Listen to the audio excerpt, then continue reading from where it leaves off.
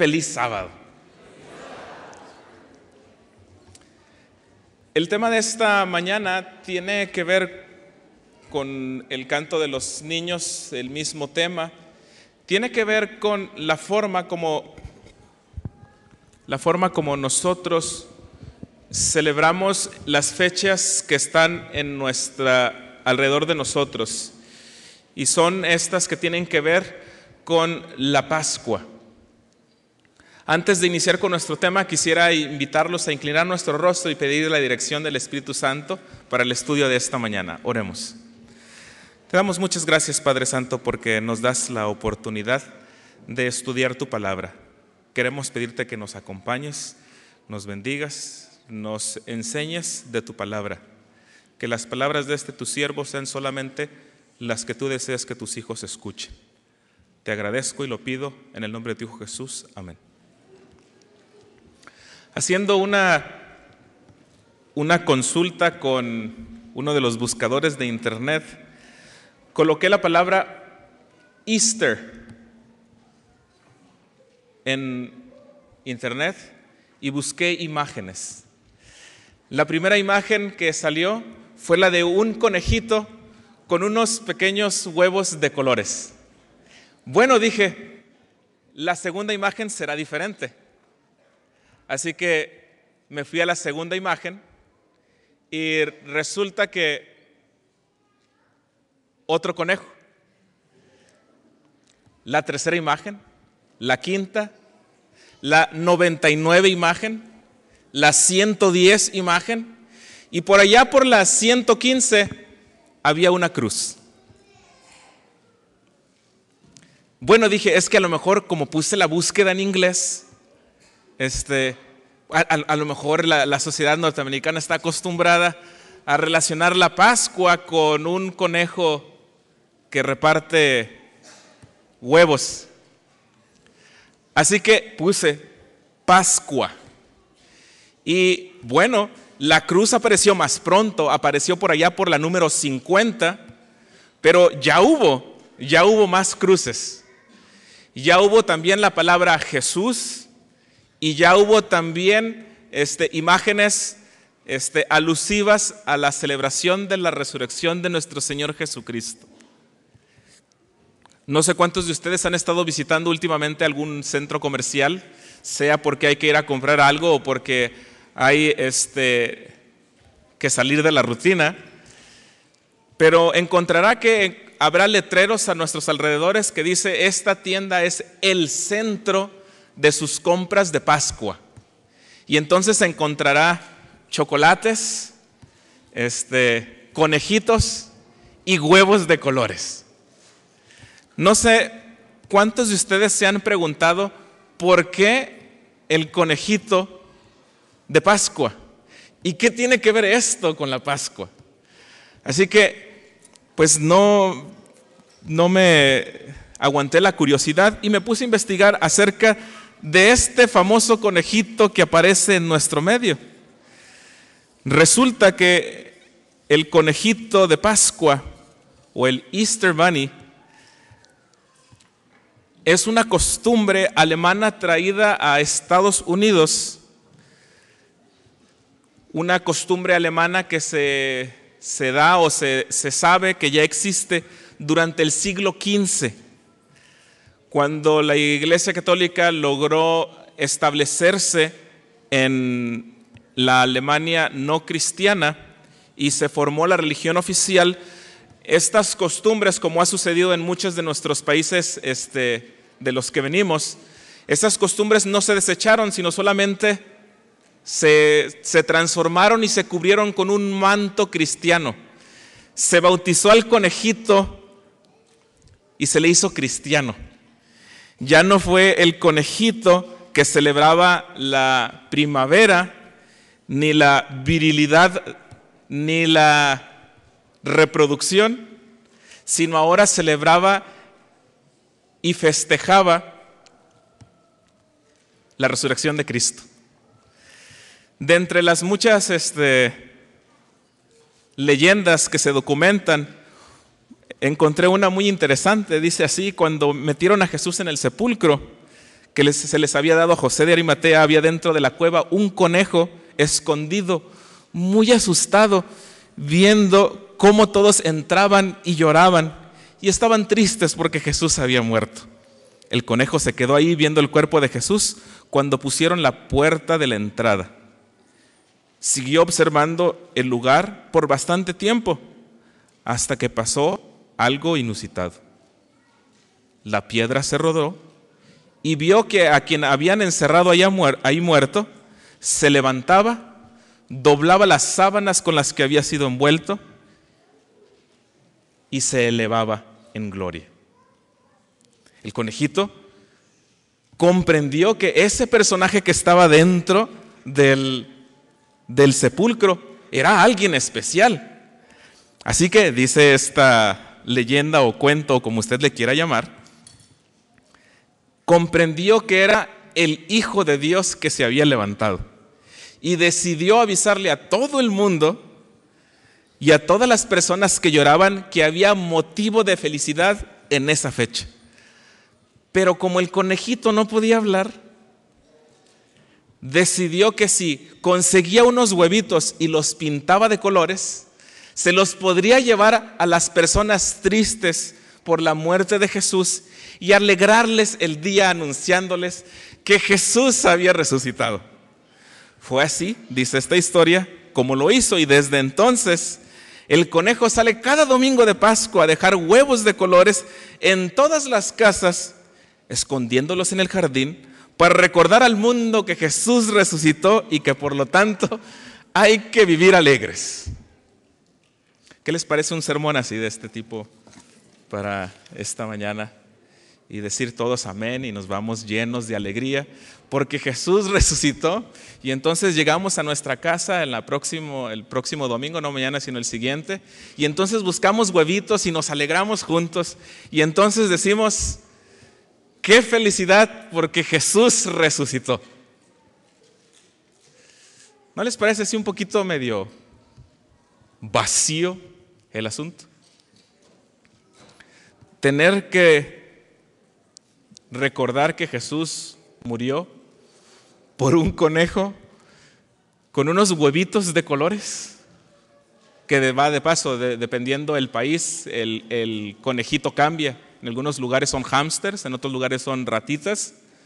Todos ponen huevos. No sé de dónde la idea, pero esa es la idea de Pascua que está a nuestro alrededor. ¿Qué celebramos en Pascua? Sí celebramos algo. ¿Qué recordamos? ¿Qué conmemoramos? Cuando escuchamos la palabra Pascua, ¿qué viene a nuestra mente? ¿Alguna idea? La pasión de nuestro Señor Jesucristo, las últimas semanas de vida de Jesús. Victoria, ¿qué más? La última cena que Jesús tuvo. ¿Alguien más? ¿Hay algo que no han mencionado cuando escuchamos la palabra Pascua? Gracias. Pascua en realidad hace referencia a la salida del pueblo de Israel de la esclavitud en Egipto. La pregunta sería: ¿por qué, si la palabra Pascua estaba asociada y está asociada a la liberación del pueblo de Israel en Egipto, cómo es que hemos llegado a la conclusión o cómo hemos avanzado en nuestra comprensión de la Pascua, en el mejor de los casos, a la resurrección de Jesús, y en el peor de los casos, a las de un conejito con huevitos de colores? La Pascua, como decíamos hace un momento y como alguien lo mencionó hace unos instantes, hace referencia a un festejo que el pueblo de Israel celebra aún para conmemorar la salida de la esclavitud de Egipto. Para aquellos que les gusta las letras, palabras, es grupo reducido, pero sin embargo les queremos atender. La palabra Pascua viene del hebreo pekaj, que significa pasar por alto o pasar. Se transliteró al griego bajo la palabra pasja. ¿Ya les suena más familiar? Pasja, de donde tenemos la palabra Pascua. En los siglos del cristianismo temprano, la expresión pasja llegó a conectarse con pasjo, de donde tenemos la palabra pasión. Pasjo, pasión, que significa sufrir. Y la palabra se tomó para referirse más a la festividad de lo que hoy llamamos como Viernes Santo, más que a Pascua o Pasja. Pasamos de Pascua a Pasjo a Pasión. Todos estos eventos tienen una larga historia de estos términos, tienen varios siglos entre medio, hasta la comprensión actual de Pascua, que ahora tendríamos que añadir a Pascua Easter Bunny, ¿no? Es interesante que pocos consideramos qué significa Pascua en realidad y qué relevancia tiene para nosotros hoy, especialmente en estas fechas que a nuestro alrededor se celebra, o comúnmente el mundo celebra, la Pascua. Según la Biblia, en Éxodo 12, 1 al 28, que no leeremos por cuestiones de tiempo, se establecen las reglamentaciones o las provisiones que se debían de hacer para celebrar la Pascua. Ayúdenme a recordar, ¿cuánto tiempo había pasado el pueblo de Israel en esclavitud?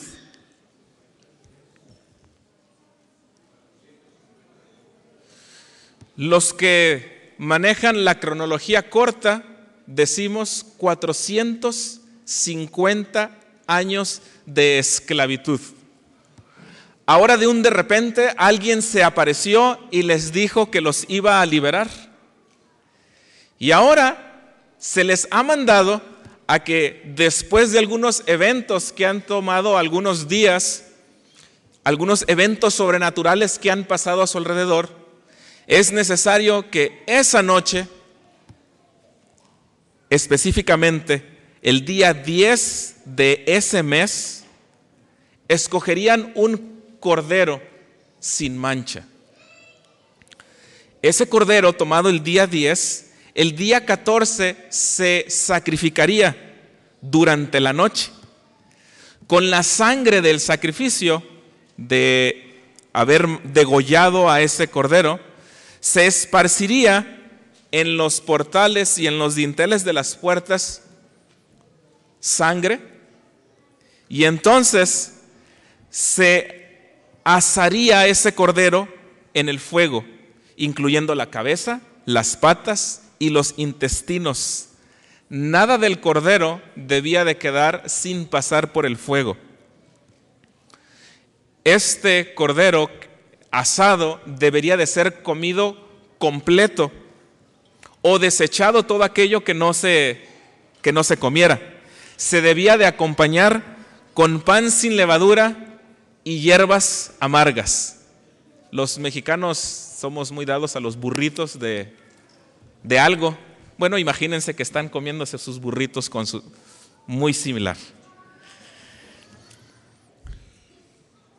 Además, se debía de comer deprisa, dice Éxodo 12, se debía de comer deprisa, con el manto ceñido a la cintura, las sandalias puestas y la vara en mano. Y se debía de permanecer en la casa hasta la mañana y, como dije hace un momento, quemar lo sobrante. Había todo un evento que estaba sucediendo. ¿Ustedes recuerdan cuál era ese evento?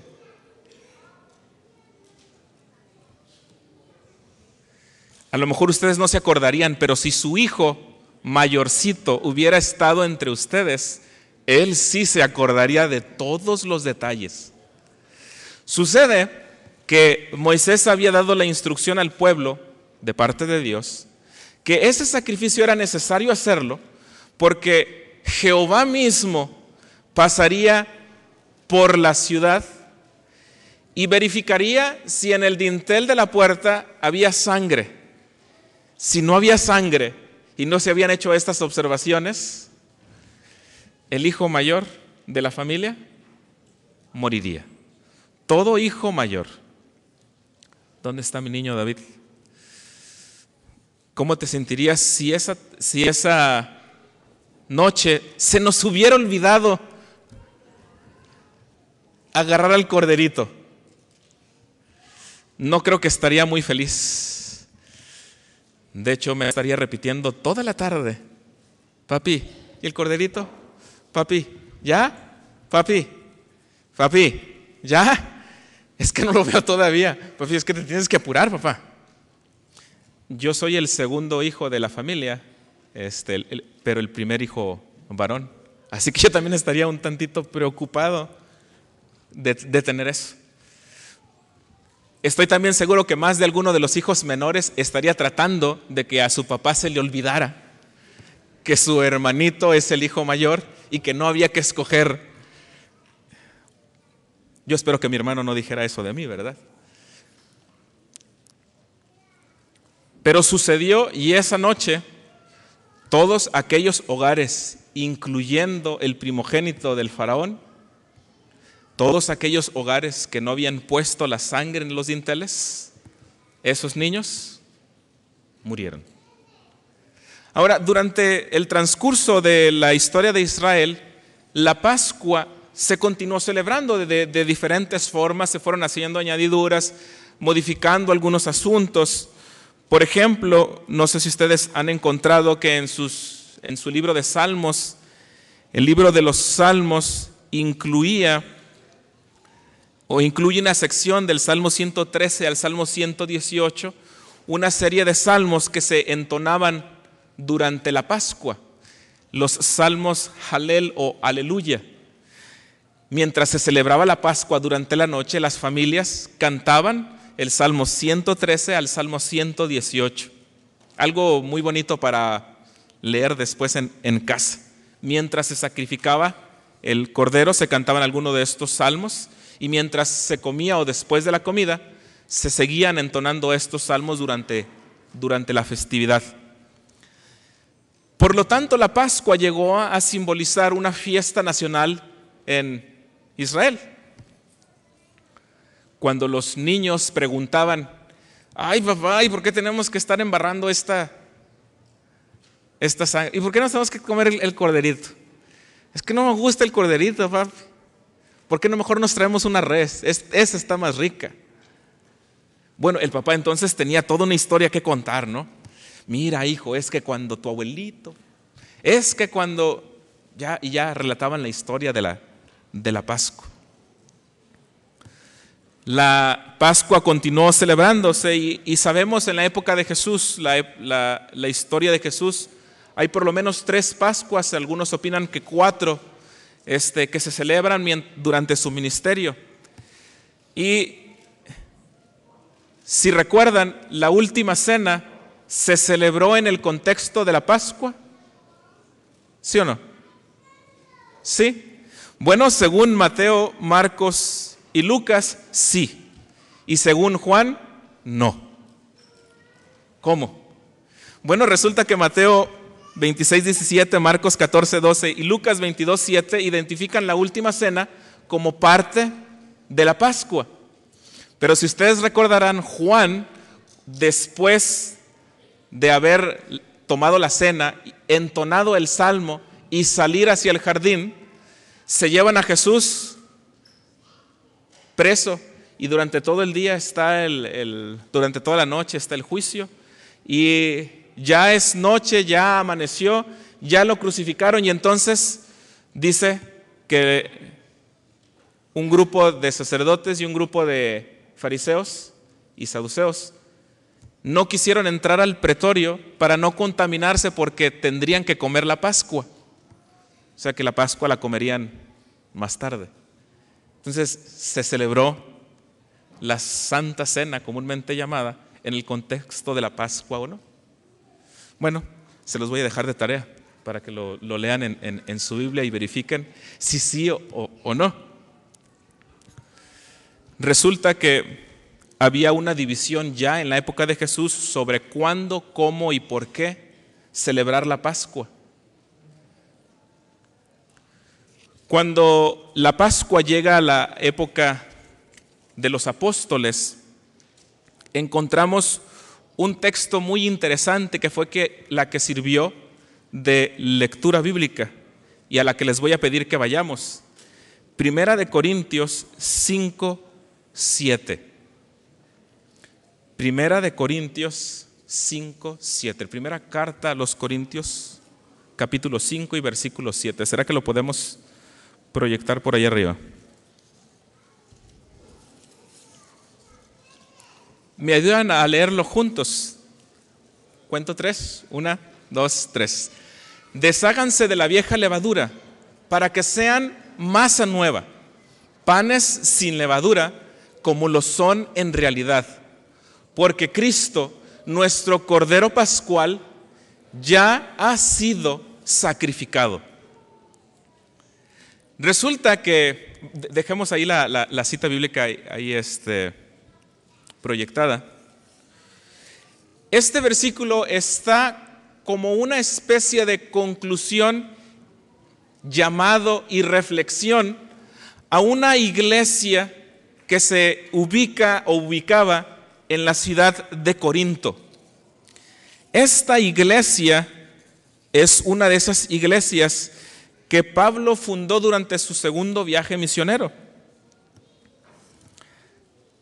Durante ese viaje misionero, Pablo había llegado a Corinto y había llegado a ver la depravación que había en la ciudad.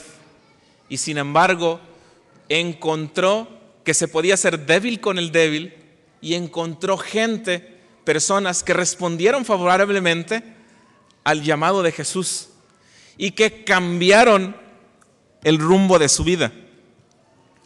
Para aquellos a los que les interesa el contexto de las historias bíblicas del Nuevo Testamento, la iglesia de Corinto está ubicada en la ciudad de Corinto, que era una ruta marítima y comercial muy importante para la época. Resulta que esta ciudad hacía bastante dinero, había arte en el lugar, había grandes edificios y, como lo sabemos todos, grandes ciudades involucran también grandes crímenes, también grandes inmoralidades, un estilo de vida muy bajo. Y por si fuera poco, le queremos añadir al asunto, la religión oficial del lugar involucraba a la diosa Afrodita y el templo de Apolos. Parte de la religión del lugar era escoger cada cierto tiempo a 1000 muchachas bonitas, las más bonitas del lugar, para que sirvieran como prostitutas en el templo de Apolos o de Afroditas. Así que, papá, si usted tenía una hija bonita, tal vez era candidato para que se escogiera a su hija como prostituta para ese templo. ¿Cómo les parece ese tipo de sociedad?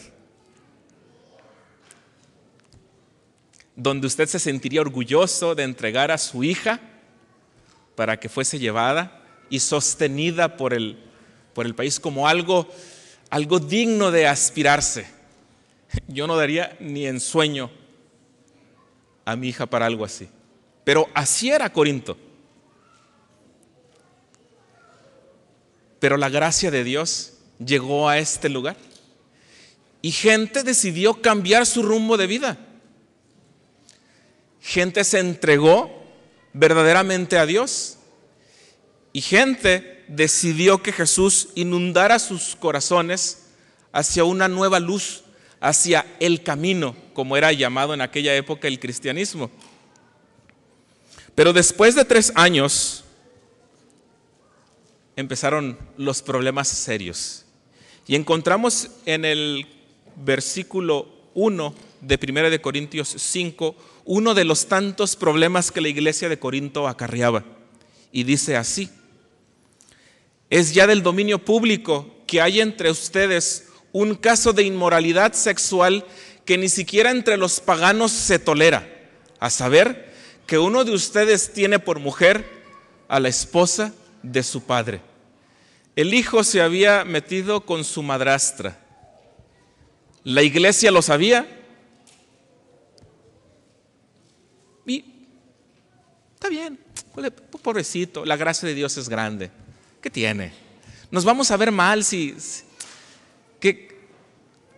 ay, hermano, es que da diezmo. Además, da el repaso de la lección muy bonito. Bueno, tiene ese problemita, hombre, pero ¿cuál es el problema? Resulta que para la época, este tipo de relaciones era desaprobado aún en el Imperio Romano. Pero en la iglesia de Corinto, esto no era o no parecía problema. De hecho, Pablo les llama la atención y les dice en el versículo 2, y de esto se sienten, ¿cómo dice? Orgullosos. Oye, qué mal estaba la iglesia de Corinto, ¿no? Porque mira, tenían un problema de inmoralidad sexual en medio, tenían un problema serio que aún la sociedad despreciaba, pero ellos se sentían orgullosos de su manera de estar. Voy a cambiar las palabras. Esta es una iglesia que está mal, pero está orgullosa de cómo está. ¿Les sonó algo por ahí? De nuevo, esta es una iglesia, la iglesia de Corinto, es una iglesia que definitivamente tiene problemas serios, que aún la gente de fuera los ve y dice, esto está mal, esto no está bien.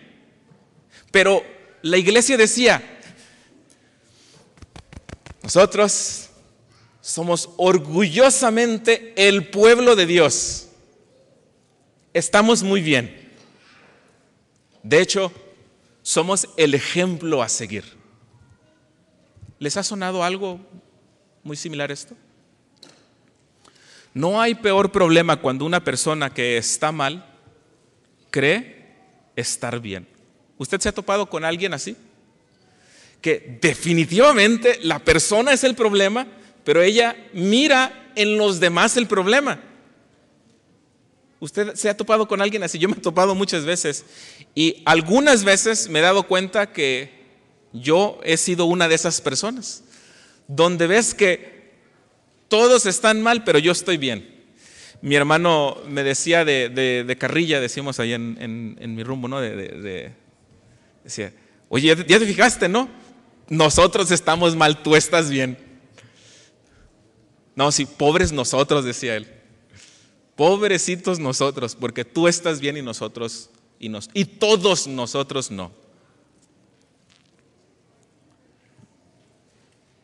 Pablo tiene unas palabras para esa iglesia y para esas personas que se consideran que están mal, que se consideran que están bien cuando en realidad están mal.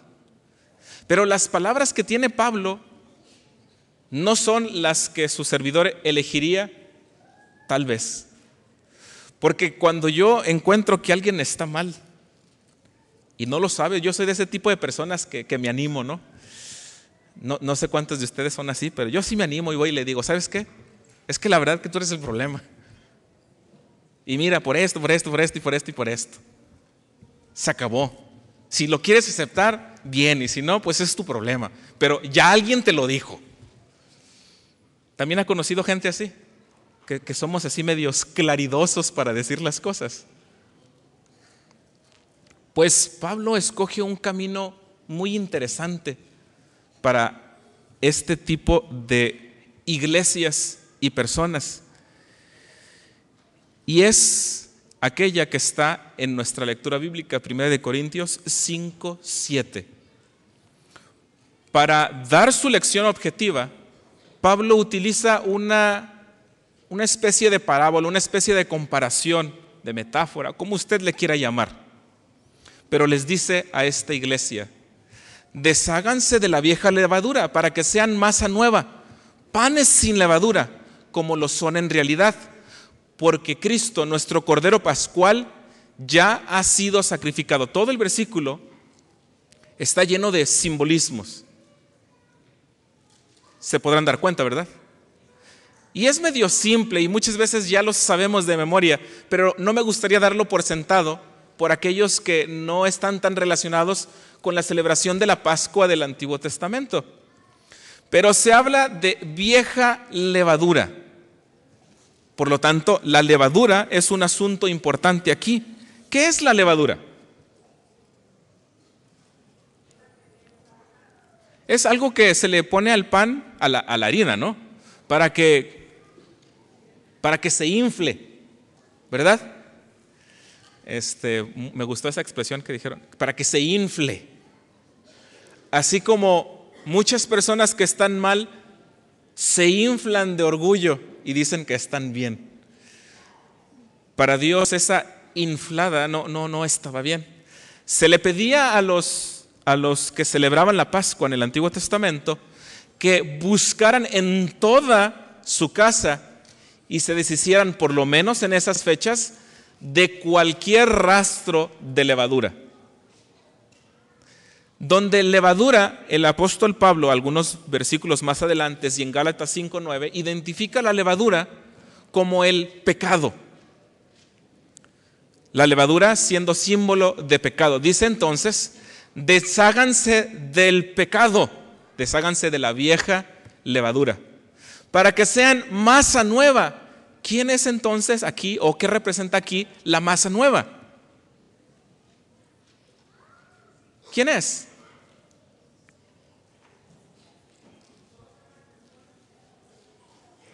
¿Perdón? Nosotros como personas. Si se habla de masa nueva, significa que antes de la masa nueva había una masa no muy buena, ¿no? Una masa a la que él describe en el versículo 6 y versículo 8 como jactanciosos, maliciosos y perversos. Dice, no con la vieja levadura, que es la malicia y la perversidad, sino con pan sin levadura, que es sinceridad y verdad. Pablo entonces identifica a la levadura como el pecado y a los hombres con levadura, a los hombres que son maliciosos y perversos. Y entonces dice, desháganse de esa levadura para que sean masa nueva. Ahora, no sé cuántos de ustedes han intentado cambiar alguna vez un rasgo negativo de carácter entre ustedes. No sé cuántos de ustedes lo han intentado. Yo voy a ser honesto con ustedes esta mañana. Yo batallo en muchas cosas en mi carácter. Y una de las cosas con las que batallo mucho es con gritarle, o levantar mi voz. Batallo mucho. Cuando alguien me provoca, mi primera reacción es levantar mi voz. Y en casa mis niños son, ustedes saben, ¿no?, que los niños son buenos para apuntar Una vez regañando a mi hijo porque había levantado la voz. ¿Por qué gritas? Pues porque tú me gritas. Me mató.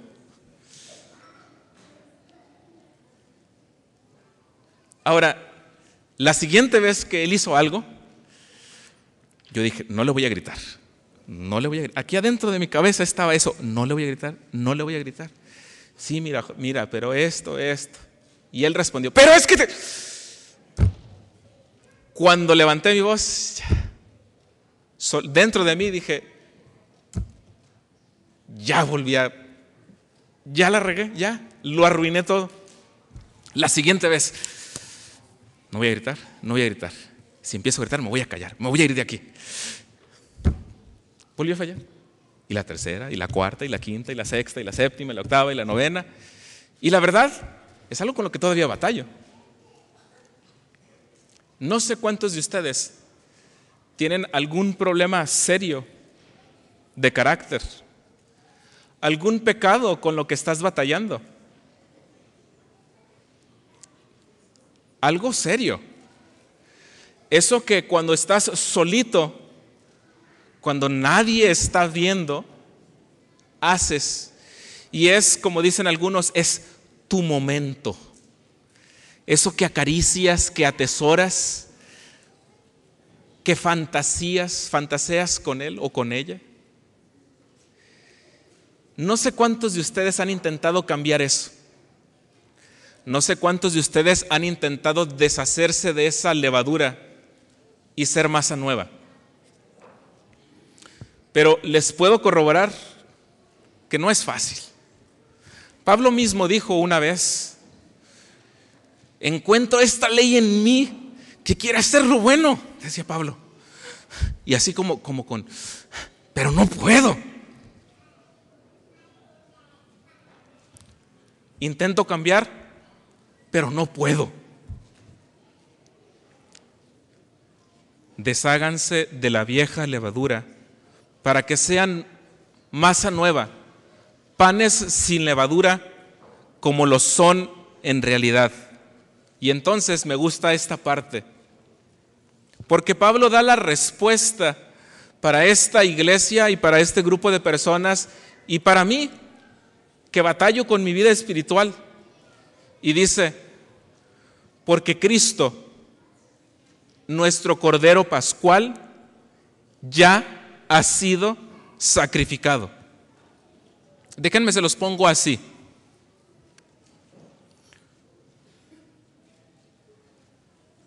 ¿La iglesia de Corinto era una iglesia que estaba mal? Parece que sí, ¿no? ¿Tenía un problema serio espiritual? Parece que sí. Si hay alguien aquí que es perfecto y no tiene problemas espirituales, tápese los oídos, esta indicación no es para usted. Pero si usted tiene un problema espiritual serio y ya se tapó los oídos, quiere decir que sí tiene un problema espiritual. Es broma, los vi, así que... Amigos, si tú que nos estás viendo en televisión, si tú tienes un problema espiritual, quiero que escuches esto. Jesús nos recibe así. De otra forma, Pablo no habría escrito esta carta. Este pasaje jamás habría sido escrito. Pero si tú tienes un problema espiritual, llámese alcohol, llámese sexo, llámese masturbación, llámese codicia, llámese adulterio, llámese pornografía, llámese mentira, llámese mal vocabulario, llámese como se llame, Jesús te recibe así. Pero déjame decirte algo: Jesús no te deja así. Él quiere que tú seas masa nueva. Y es en la comprensión de su sacrificio, y es en la reflexión de su sacrificio, como lo hace Pablo aquí, que se nos invita a hacer cambios en nuestra vida. Cada vez que tú encuentres difícil o encuentras difícil vencer un hábito, un defecto de tu carácter, encontrarás fortaleza en el sacrificio de Cristo.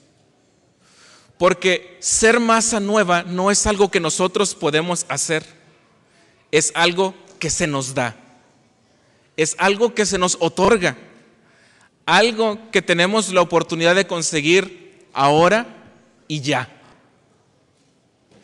Y es algo que sería poco sabio no tomar en cuenta. ¿Tienes un problema? ¿Un problema serio que deseas cambiar? Solo a través de la reflexión del sacrificio de Cristo, solo a través de internalizar a Cristo en ti, es que lo podrás cambiar. Durante esta semana, el día miércoles específicamente, mientras mi esposa estudiaba la lección con mi niña, el día miércoles en la sección de actividades de la lección de jardín, dice así: pida a su hijo o hija que mencione algo malo que haya hecho.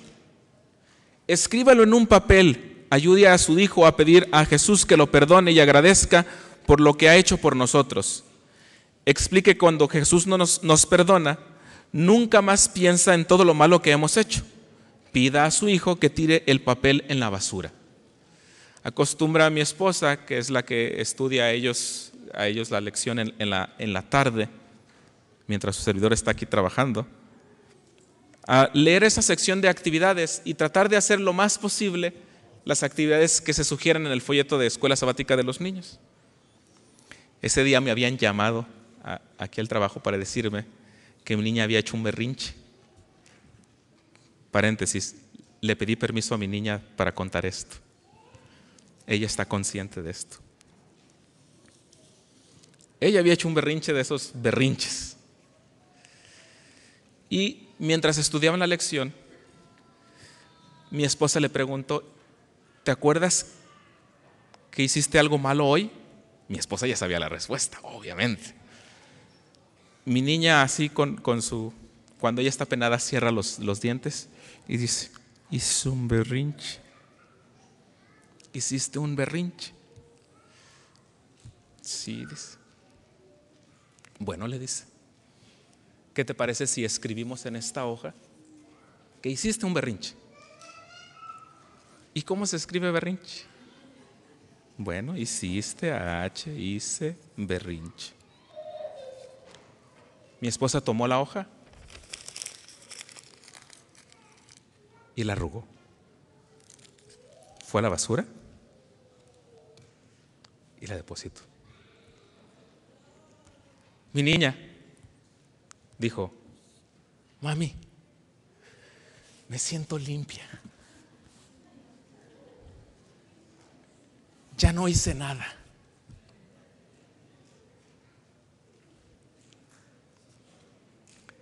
Es en la comprensión del perdón de Jesús que nosotros somos impulsados a cambiar y que encontramos paz en nuestra alma. ¿Saben por qué tantos suicidios, soledad, agotamiento innecesario, estrés? Solo porque no tomamos el tiempo de reflexionar en lo que Jesús hizo por nosotros. Solo porque no nos hemos dado cuenta que aunque nosotros fallamos, Él se mantiene fiel. Aquí está esta oportunidad entre nosotros de deshacernos de la vieja levadura para que seamos masa nueva. Panes sin levadura, como lo somos en realidad. Porque Cristo, nuestro Cordero Pascual, ya ha sido sacrificado. Ya no hay necesidad para sufrir. Ya no hay necesidad para batallar con nuestros rasgos de carácter, con nuestras luchas. Cristo nos da la oportunidad de cambiar hoy y ya. Él es nuestra Pascua y desea convertirnos en masa nueva. Solo necesitamos abrir nuestro corazón y asegurarnos de tener una relación cercana a Él. Él hará el resto. Les invito a que oremos. Te agradezco, Padre Santo, porque nos das la oportunidad de ser masa nueva, porque nos dejas saber que Cristo nuestra Pascua ya fue sacrificada, que no necesitamos vivir una vida llena de culpabilidad, que nos das la oportunidad de llegar a tus pies y ser transformados. Padre, quiero pedirte que tu Espíritu incomode el corazón de cada una de las personas que está escuchando y que desea un cambio en su vida, que te encuentre a ti hoy y pueda ser masa nueva. Lo pido y lo agradezco, porque estoy seguro que has escuchado nuestra petición. En el nombre de tu Hijo Jesús. Amén.